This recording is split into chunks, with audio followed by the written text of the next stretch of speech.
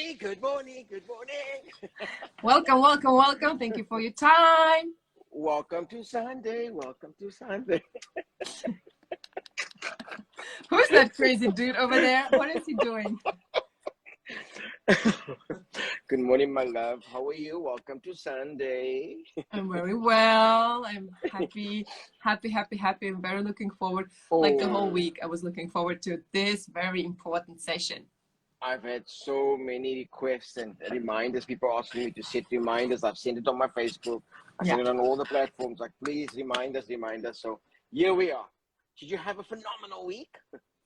Well, yeah, it's been an up and down journey, but yes, at the end, it's life and it's so beautiful. Yes, we have. Hello, Shabnam. Morning, Shabnam. Okay, enough. We have 30 minutes. We're gonna dive right in.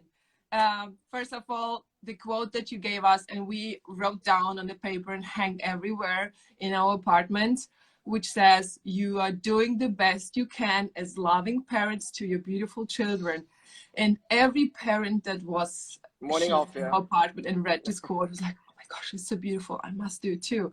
Because it's just a beautiful reminder to not be so judgeful with yourself and to just be loving in every move and decision you take for your children. And with your children, it's made with love, and don't judge you, even if you believe, "Ooh, it could have been different." And even I'm sometimes angry with Kai. I would scream because like, I'm not patient enough. And then I would go to her and explain that everything that just happened is because something is happening here in mommy and she's not balanced. And I felt this anger in me. Yes, thank you. And she would understand, and even that's the best you could do in that situation, to just fix it. Apology. It's just, yeah, go ahead, my love. I am sure you have so many. No. I'm enjoying what you're saying, and I'm just absorbing it. So firstly, we just want to thank everyone that joined us and everyone who continue to support this platform. You know, the intention is purely to empower and to guide everyone along, and we are students. You can teach us as well along the way. What Anna is speaking about is some time back during our sessions where I said to Anna to write up a very important message and paste it around the house. I have a true belief that, you know, what we see, continue to see, hear, and feel manifest our reality and create our reality.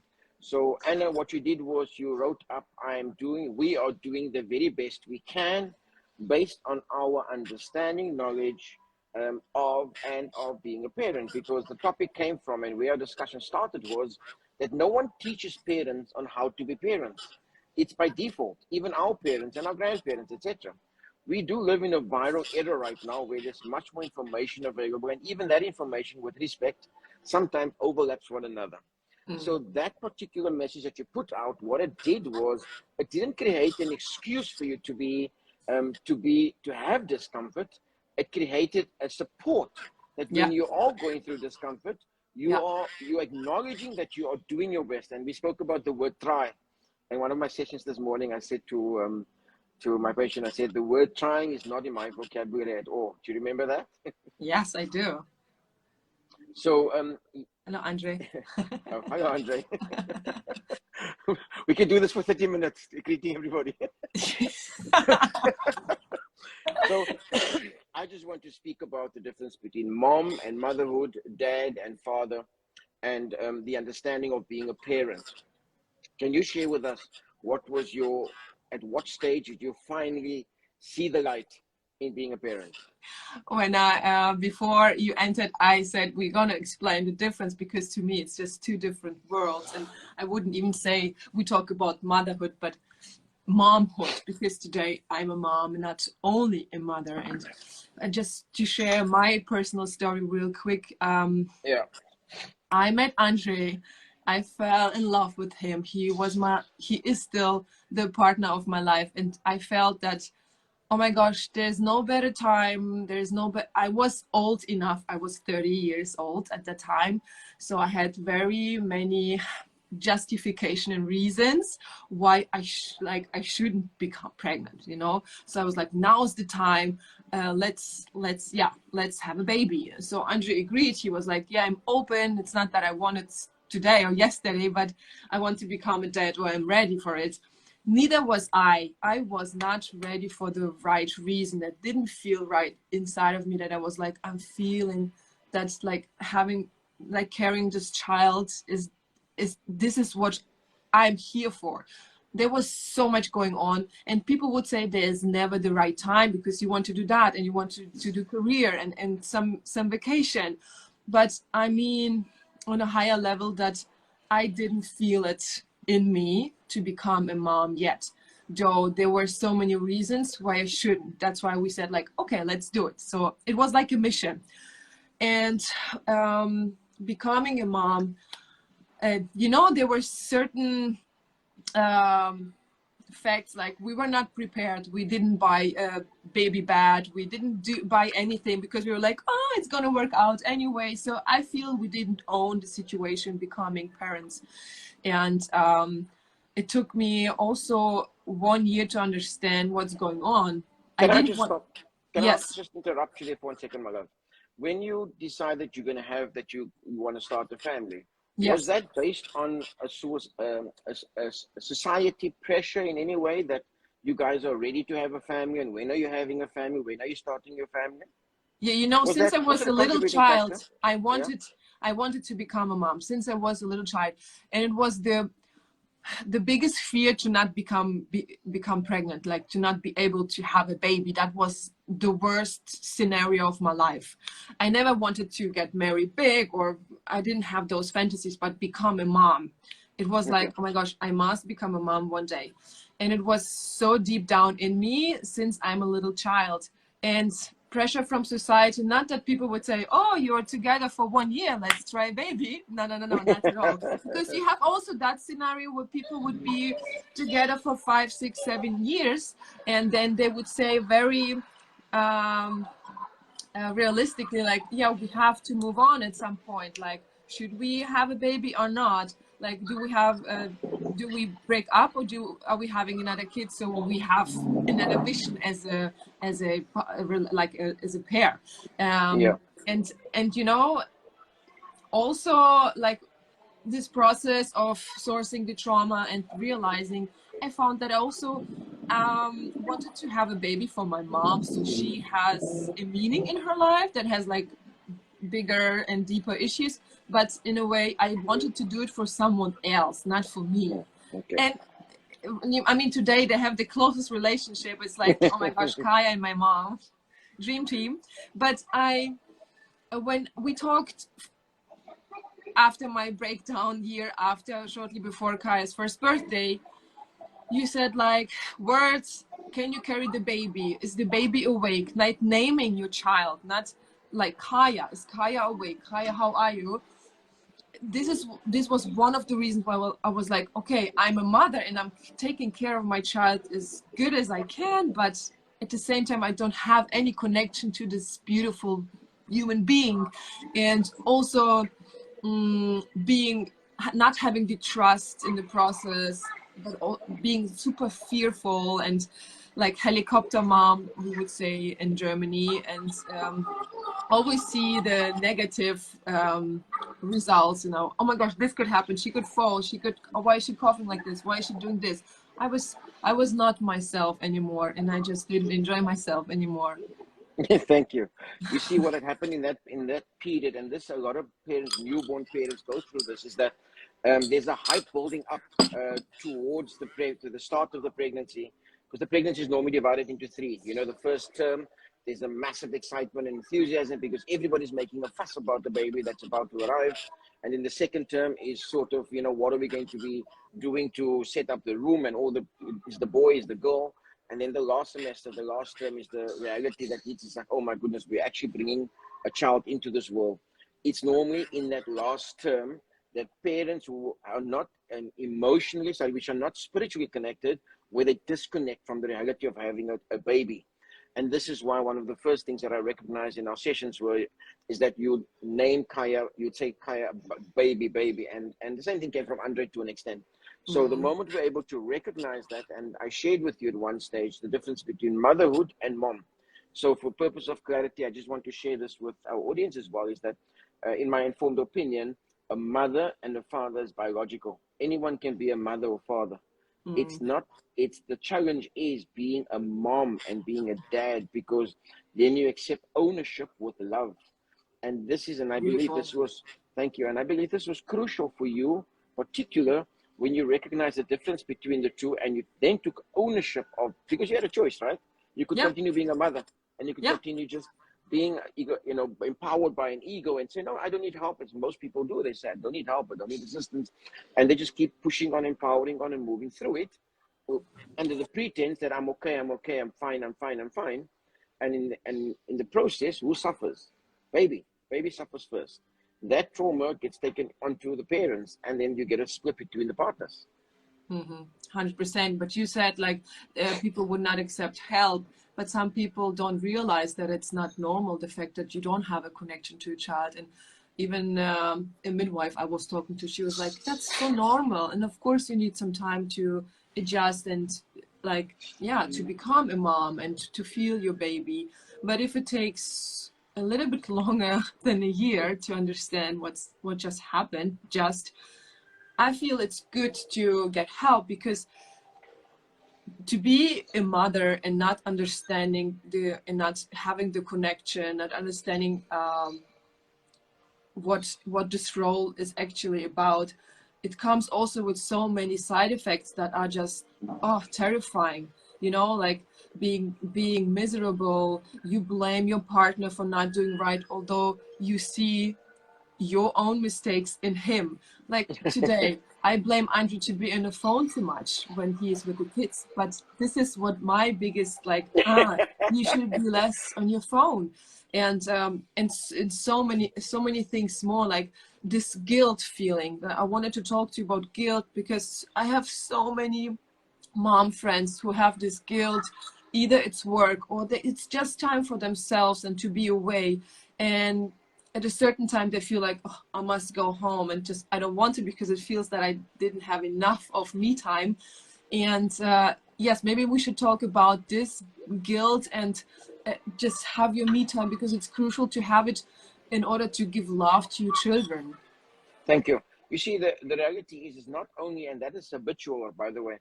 It's not only when an individual or parents or a couple gets together, get married, and have a child. It's also an extension of their personal life before they get, before they embark on a journey as a couple, relationship, or marriage, etc., and having a child. Is that they feel guilty when they actually take good care of themselves. They feel guilty when you and I had this conversation, sometime last year, when they start taking care, when they have to go to a salon to have their nails done, etc. There's a certain amount of guilt. Individuals in society by default lives to please the world. So whenever they have to take time to take care of themselves, they cut themselves short. So that habit goes into relationship, goes into a marriage, and goes into motherhood or parenthood as a whole. I strongly believe that for a mom, for a mom to be not to be a mother, to be a mom, one has to understand you have to set your structures in place and not be afraid to, and not needing to justify when you want to spend time on your own, when you want to go to a salon, when you have a cup of coffee with some friends, sharing your time or baby's time with families. This is not a negative, this is a positive. And we spoke about how to share, how to take or deliver or to share baby with family, etc. I just want to jump onto something that you said quite early in the session now. Was you said mom and Kaya has an amazing bond. That is the power of sincere intention. That is the power of sincere intention, because you absolutely, thank you, my love. You said it yourself early on, is that your intention when you fell pregnant was to have a baby for your mom to have as companionship, right? Yep. And that was a sincere intention. That was a prayer, and that reached your mom. Yeah. So we not surprised today that mom and even Alfia and dad, etc., has such amazing connection with Kaya. I agree, and let's jump into this fact that people don't understand that it's not normal to feel these feelings and having guilt. Like when you say, well, you address me, you talk to me, and you ask for help, but some people, they don't want to ask for help. But I believe that people don't realize it's not a state we should accept. Thank you.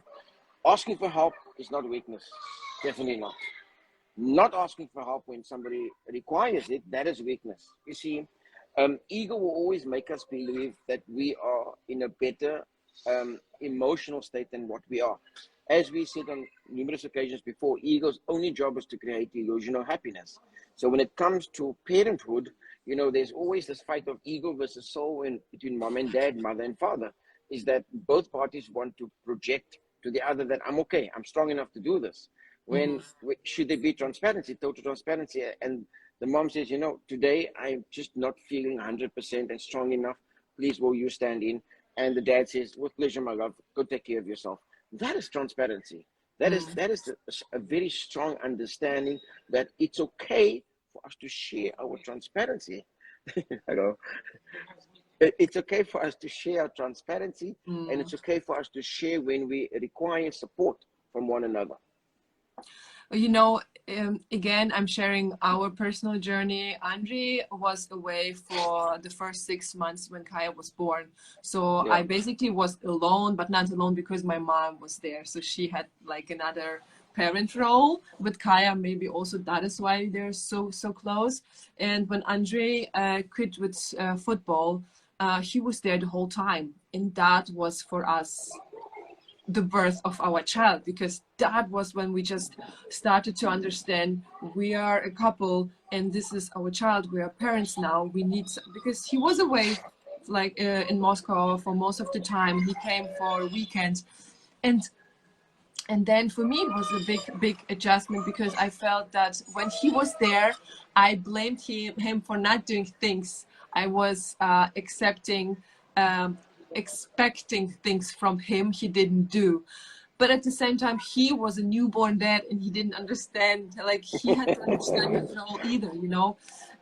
So this is something also for parents as well, to restructure everything. We talk always about structure, but please explain us how to, like, first of all you're single, then you are a couple, then you are parents, A family, big, and then a family. This big steps in your life.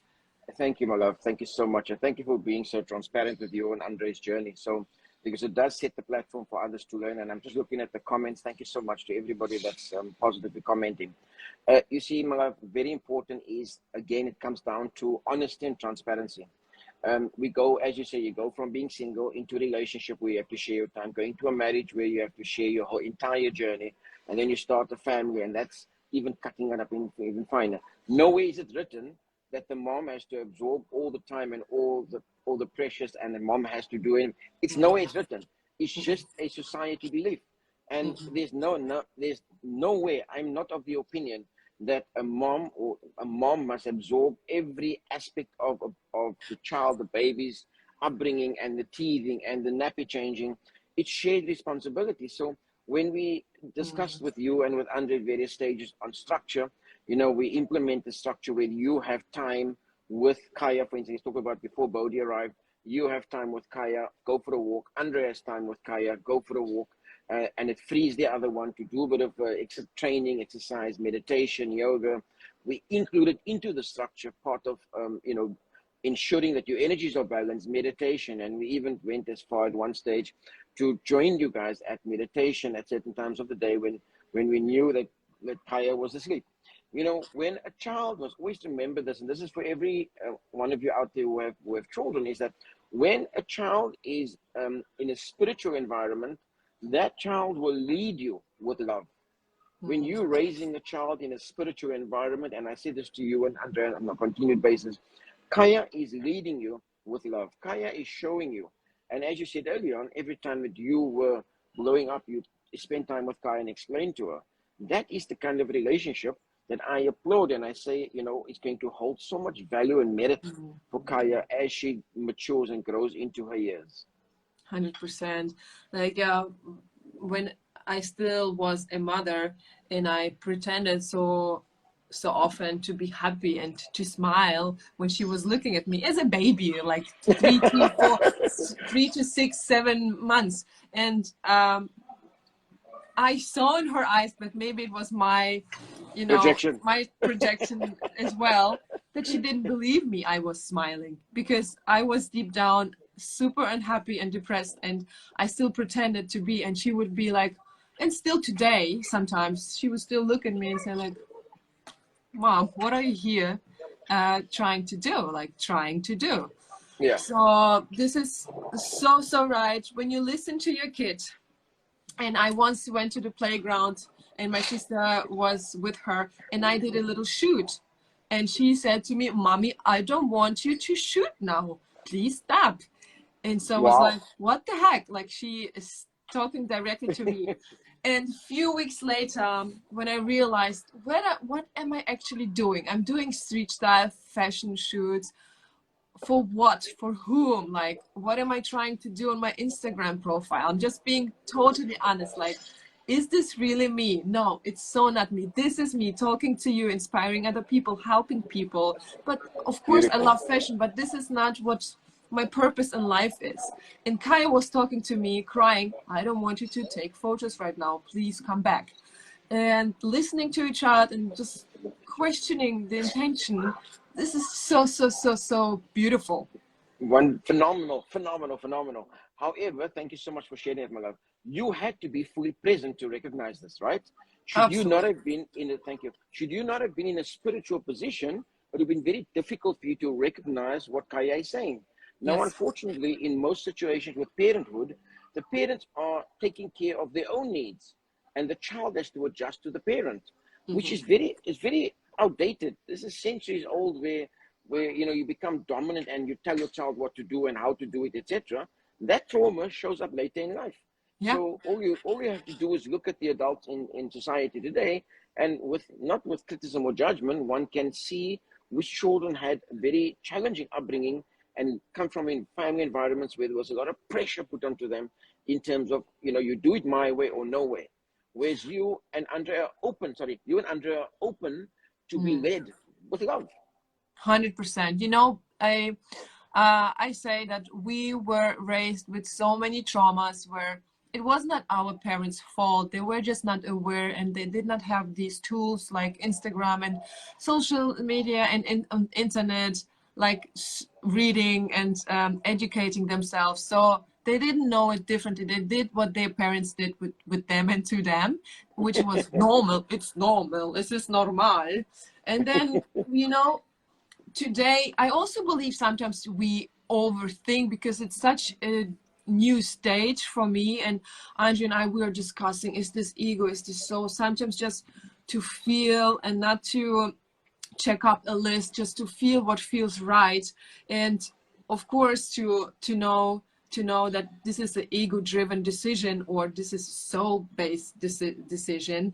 But we're super hyper alert of not creating trauma in our children's life, that I believe we're gonna do it anyway. Like, I don't know in what case we'll show it.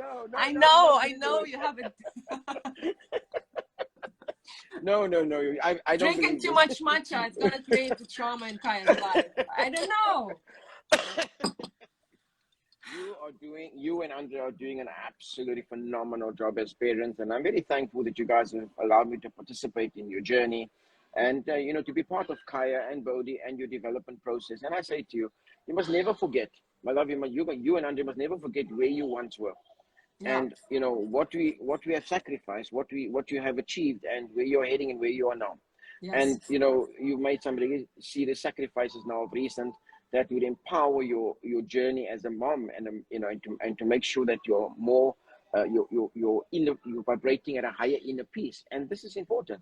We take decisions in our journey that serves our higher good. And I believe this is one message I want to share with all the parents out there, is to make sure whatever decision you take with and for your children, that it serves their higher good, not necessarily what is good for them right now. It serves their higher good. And it doesn't necessarily serve, your ego, because the ego is very prominent in taking decisions.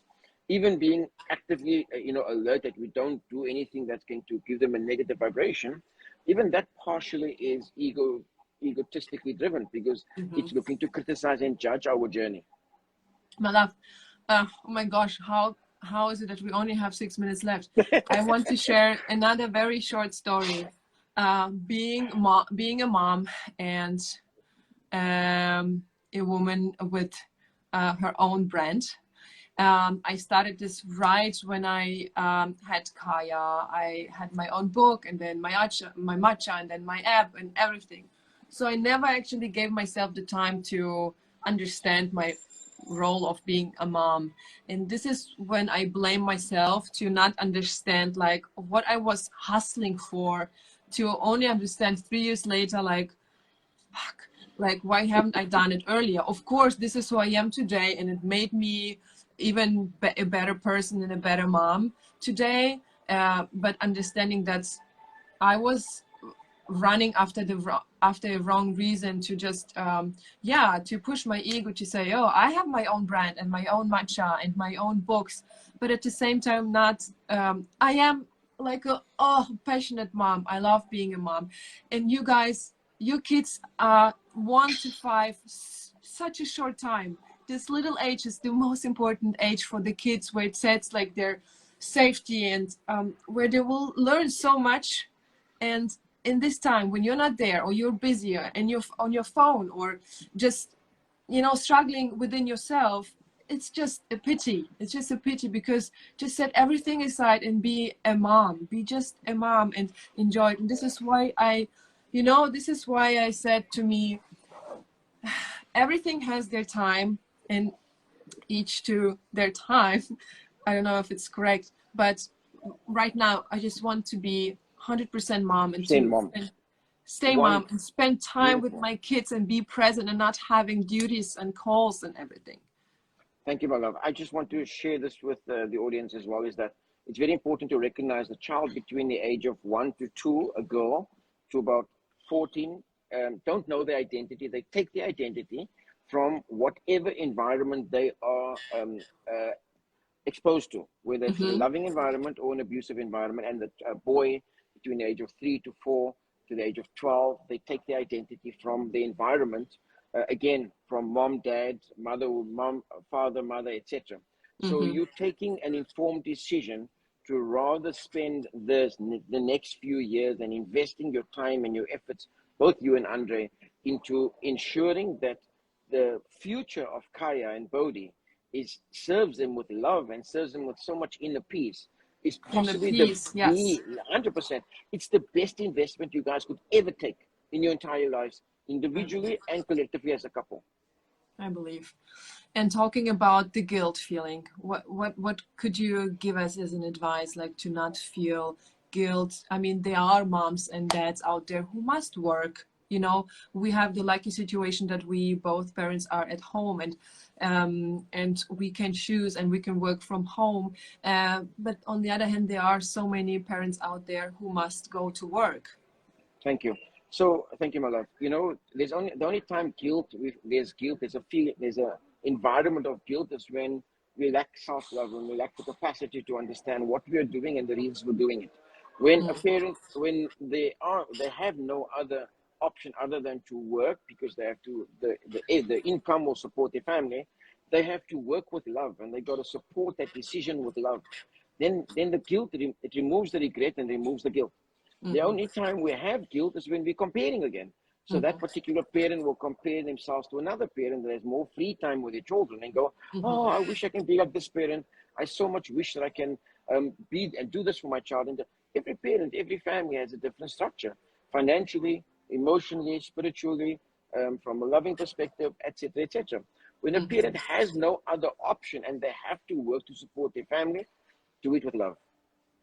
Absolutely agree. Do it with love. Don't be miserable at work and come with this feeling projecting to your kids. No. Because And you're miserable being at work, and then at the same time you're miserable and not loving at home.